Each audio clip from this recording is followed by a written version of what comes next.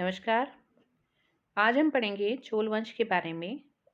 चोल वंश के ऐतिहासिक सोर्स, चोल वंश को जानने के लिए कौन-कौन से सोर्सेज हैं और चोल वंश की प्राचीनता और चोल वंश के राजनीतिक इतिहास के बारे में पढ़ेंगे। चोल वंश की जानकारी के सोर्सेज में हम उन्हें 2 भागों में विभाजित कर सकते हैं। चोल वंश को हम पुरातात्विक सोर्स से भी जान सकते हैं और साहित्यिक सोर्स से भी जान सकते हैं। पुरातात्विक सोर्स में है, उसे भी हम 2 भागों में डिवाइड कर सकते हैं, अभिलेख और सिक्के। चोल इतिहास को जानने के जो प्रमुख साधन हैं वो अभिलेख हैं। इन अभिलेखों की भाषा संस्कृत, तमिल, तेलुगु और कन्नड़ है। सबसे पहले राजराज प्रथम ने अपने अभिलेखों में अपने पूर्वजों के इतिहास को संकलित करने का प्रयास किया और अपने शासनकाल की प्रमुख घटनाओं और विजयों का जो विजय है जो उनको अभिलेखों पर उत्कीर्ण कराया। बाद के सभी चोल शासकों ने अभिलेख लिखवाने की परंपरा को जारी रखा, जिससे हमें चोलों के प्रत्येक शासन की गतिविधियों का बहुमूल्य रिकॉर्ड मिलता है। चोल शासकों के जो अभिलेख हैं उनमें से प्रमुख हैं लीडन दानपत्र अभिलेख, जिससे राजराज प्रथम के संबंध की जानकारी मिलती है। तंजौर अभिलेख में राजराज प्रथम का ऐतिहासिक परिचय मिलता है। तिकवालंगाडु जो दानपत्र अभिलेख है उसमें राजेंद्र प्रथम के शासनकाल की जानकारी मिलती है।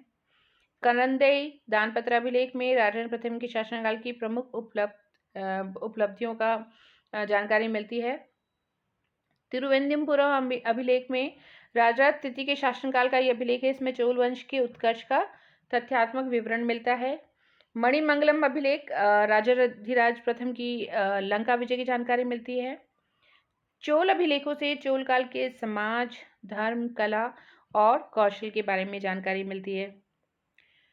सिक्के जो हैं चोल शासकों ने सोने, चांदी और तांबे के सिक्के चलवाए थे। ये 2 प्रकार के हैं। एक में सिक्के के दोनों ओर चोल प्रतीक चीता है और उसके नीचे अधीन शक्तियों के प्रतीक है तथा राजा का नाम है। और जो दूसरे प्रकार के जो सिक्के हैं वो श्रीलंका के प्रकार के हैं। श्रीलंका के प्रकार का सिक्का राजराज प्रथम के काल में जारी किया गया था। धवलेश्वर में चोल शासकों के स्वर्ण सिक्कों की एक निधि मिली है जो उनकी समृद्धि की सूचक है। राजाधिराज प्रथम के सिक्के लंका में मिले हैं जो उसके प्रभाव को अभिव्यक्त करते हैं। साहित्यिक सोर्स, चोल वंश के इतिहास को जानने में साहित्य का भी बहुत बड़ा योगदान है। दक्षिण भारत का संगम युगीन साहित्य हमें प्रारंभिक चोल शासकों की जानकारी देता है। संगम साहित्य जो कि 100 से 250 ईस्वी के अध्ययन से हमें चोल शासक कार्यकाल की उपलब्धि की जानकारी होती है। पांडे तथा चेर राजाओं के साथ उसके संबंधों का ज्ञान होता है। जो जय गोविंदर के कलिंग तुम पढ़ने से कुलोत्तुंग प्रथम की वंश परंपरा और उसके समय में कलिंग पर किए जाने वाले आक्रमण की जानकारी होती है। ओट कट्टन या ओट कुकुटम की जो 3 उलाएं हैं उससे हमें विक्रम चोल, कुलोत्तुंग द्वितीय और राजराज द्वितीय की ऐतिहासिकता के बारे में जानकारी मिलती है। बुद्धमित्र के व्याकरण ग्रंथ वीर शोलियम से वीर राजेंद्र के समय की ऐतिहासिक घटनाओं का ज्ञान होता है।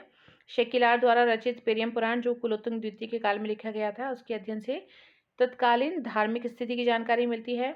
बौद्ध ग्रंथ महावंश से परांतक की पांडे विजय और राजेंद्र प्रथम की लंका विजय की जानकारी मिलती है।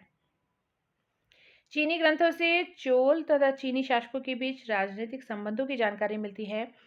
चीन की अनुश्रुति के अनुसार राजराज प्रथम तथा कुलोत्तुंग प्रथम के काल में एक दूत मंडल चीन की यात्रा पर गया था।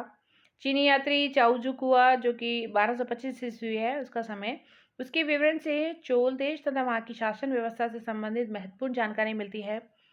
अरब यात्री, मुस्लिम इतिहासकारों तथा मार्को पोलो जैसे प्रारंभिक जो यूरोपियन यात्री हैं उन्होंने चोलकालीन दक्षिण भारत के बारे में बहुत महत्वपूर्ण जानकारियां दी हैं। पेरिप्लस तथा टॉलेमी के ग्रंथों में भी चोल देश का वर्णन मिलता है। चोल वंश की प्राचीनता, चोल वंश कितना प्राचीन है। दक्षिण भारतीय राज्यों में जो चोल का राज्य है वो सबसे अधिक प्राचीन है। यद्यपि राजनीतिक दृष्टिकोण से देखें तो चोलों ने दक्षिण भारतीय राजनीति में 10वीं शताब्दी से अग्रणी भूमिका निभाई है। तथापि अति प्राचीन काल में ही चोलों का अस्तित्व था। ये जानकारी मेगास्थनीज की इंडिका तथा अशोक के अभिलेखों में चोलों का उल्लेख किया गया है। संगम युग का सबसे प्रमुख राजा उसमें करिकाल था। करिकाल ने अपने राज्य का विस्तार कावेरी तक किया था तथा अनेक जन कल्याणकारी कार्य किए। उसने कृषि, व्यापार और उद्योग का विकास किया। संगम युग जो तीसरी शताब्दी से छठी शताब्दी के उत्तरार्ध तक चोलों का राजनीतिक महत्व उस समय तक समाप्त हो गया था। 8वीं शताब्दी के उत्तरार्ध से फिर से चोलों की राजनीतिक सत्ता जो है वो शुरू हुई, उसका उत्थान हुआ। इस समय तक दक्षिण भारत में राष्ट्रकूटों, चालुक्यों, पल्लवों और पांड्यों में सर्वोच्चता के लिए संघर्ष हो रहा था। पुरानी शक्तियों का पतन हो रहा था और नई शक्तियों का उदय हो रहा था। पल्लव पांड्य संघर्षों ने पल्लवों की शक्ति को कमजोर कर दिया, जिसका लाभ चोलों ने उठाया और 9वीं शताब्दी से 13वीं शताब्दी तक चोलों ने दक्षिण भारतीय राजनीति पर अपना आधिपत्य और प्रभाव बनाए रखा। तो अंततः पांड्यों ने चोलों की स्वतंत्रता समाप्त कर दी थी। चोलों का राजनीतिक इतिहास, विजयालय जिसका शासनकाल है 850 ईस्वी से 871 ईस्वी, 9वीं शताब्दी में चोलों की राजनीतिक सत्ता का ये संस्थापक था विजयालय। पल्लवों की राजनीतिक दुर्बलता का लाभ उठाकर तंजौर पर अधिकार करके इसने स्वतंत्र राज्य की स्थापना की। पल्लव पांड्य संघर्ष में उसने पहले पल्लवों का साथ दिया, परंतु बाद में वो एक सामंत शासक बन गया और उसने पर केसरी की उपाधि धारण की। आदित्य प्रथम 871 ईस्वी से 907 ईस्वी, ये विजयालय का उत्तराधिकारी था। आदित्य प्रथम ने भी पल्लव पांड्य संघर्षों में पल्लवों का साथ दिया, जिससे खुश होकर पल्लवों ने चोलों को जो चोलों का तंजौर पर अधिकार को स्वीकार करने के साथ साथ उन्हें अपने राज्य का भी कुछ भाग सौंप दिया। लेकिन चोल राजा जो था आदित्य प्रथम इससे संतुष्ट नहीं हुआ था तो और अपनी शक्ति का विस्तार करता रहा, जिससे चोलों और पल्लवों में संघर्ष शुरू हो गया।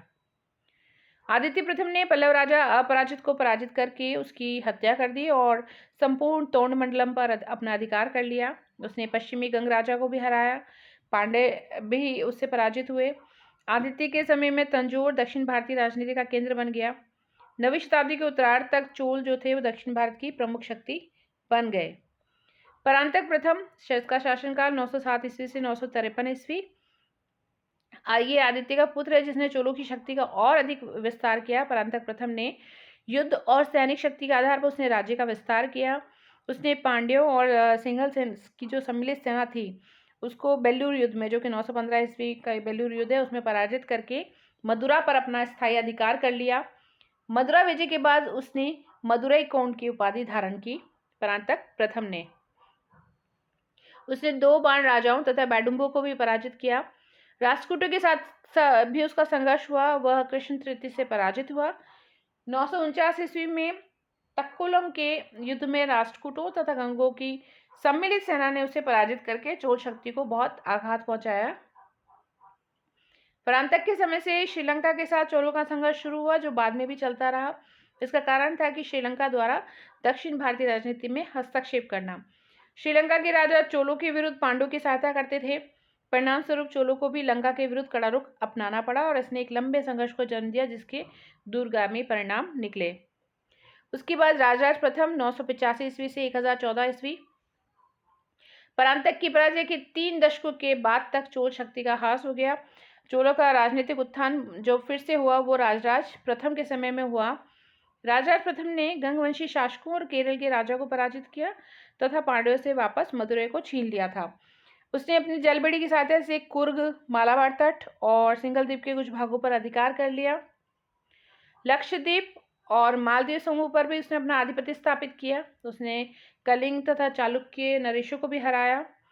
राजराज प्रथम ने वेंगी और श्री विजय साम्राज्य के शासकों के साथ मैत्री संबंध स्थापित किए। राजराज प्रथम एक महान विजेता और साम्राज्य निर्माता के साथ साथ एक कुशल प्रशासक और कला और विद्या का संरक्षक और उदार और सहिष्णु शासक था।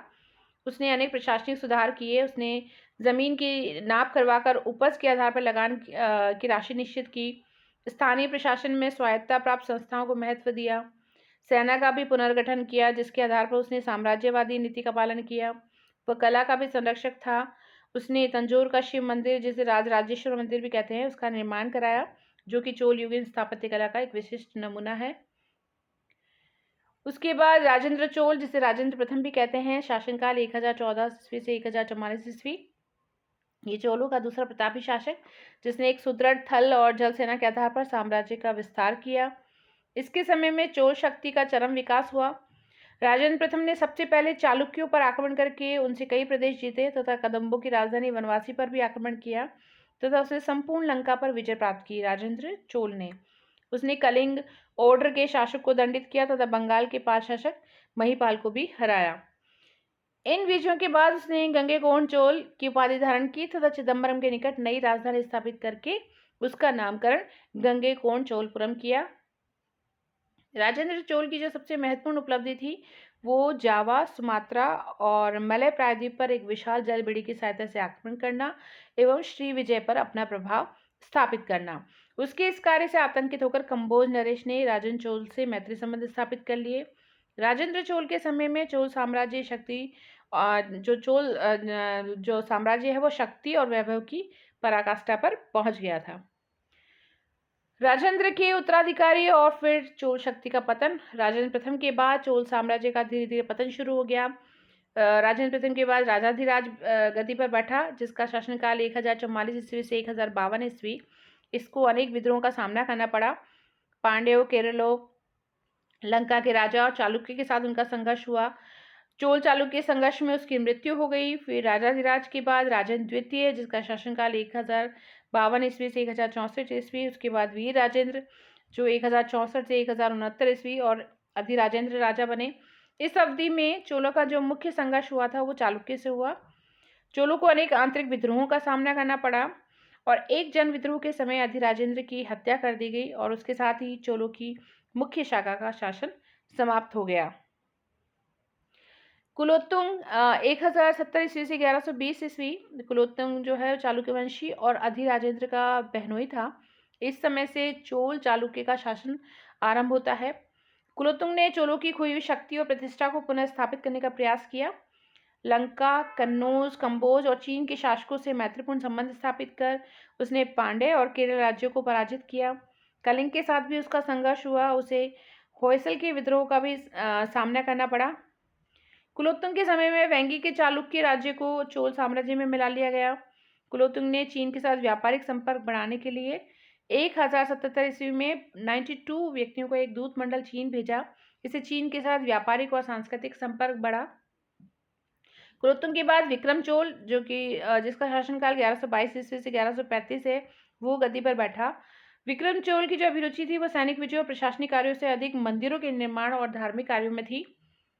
विक्रम चोल ने चोल सत्ता को सुदृढ़ करने के स्थान पर पुराने मंदिरों का जीर्णोद्धार किया और दान में धन खर्च किया। उसने चिदम्बरम के नटराज मंदिर का विस्तार किया तथा इसके शिखर और परिवेशनी का निर्माण किया और प्रदक्षिणा पथ को सोने से जड़वा दिया। तो उसके समय में अनावश्यक और निरर्थक सैनिक अभियानों पर भी बहुत धन बर्बाद हुआ। प्रशासनिक व्यवस्था ढीली पड़ गई। राज्य में अकाल और बाढ़ का प्रकोप हो गया, लेकिन फिर भी किसानों से जबरदस्ती लगान वसूला गया। उसने धार्मिक असहिष्णुता की नीति भी अपनाई। उसने गोविंदराज की वैष्णव मूर्ति को समुद्र में फेंकवा दिया और उसकी नीतियों से साम्राज्य के पतन की प्रक्रिया तेज हो गई।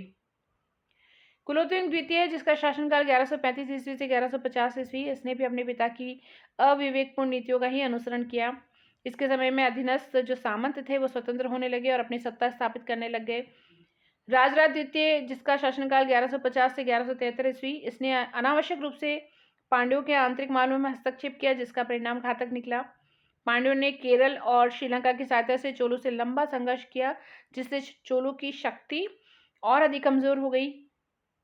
इसी स्थिति का लाभ उठाकर चोलों के जो अधीनस्थ राज्य और सामंत थे वो स्वतंत्र होने लग गए थे।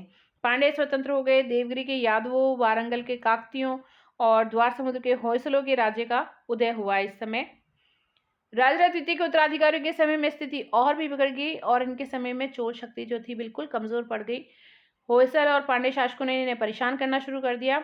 1256 ईस्वी में सुंदर पांड्य ने अंतिम चोल राजा था राजेंद्र तृतीय, जिसका शासनकाल था 1250 ईस्वी से 1279 ईस्वी को। इसको परास्त करके चोलों की जो स्वतंत्र सत्ता थी उसको पूरी तरीके से समाप्त कर दिया। तो अंतिम चोल राजा था उस समय राजेंद्र तृतीय। उसके साम्राज्य को काकतियों, पांड्यों और होयसलों ने आपस में बांट लिया, विभक्त कर लिया। 4 शताब्दी तक शासन करने के बाद चोलों का राज्य पूरी तरीके से समाप्त हो गया। तो चोल शासकों ने एक सुदृढ़ प्रशासनिक व्यवस्था कायम की तथा आर्थिक और सांस्कृतिक विकास को भी प्रश्रय दिया। तो आज के लिए इतना ही। आज हमने चोल वंश का ऐतिहासिक सोर्स, चोल वंश की प्राचीनता और चोल वंश के राजनीतिक इतिहास के बारे में पढ़ा। तो आज के लिए इतना ही। Thank you.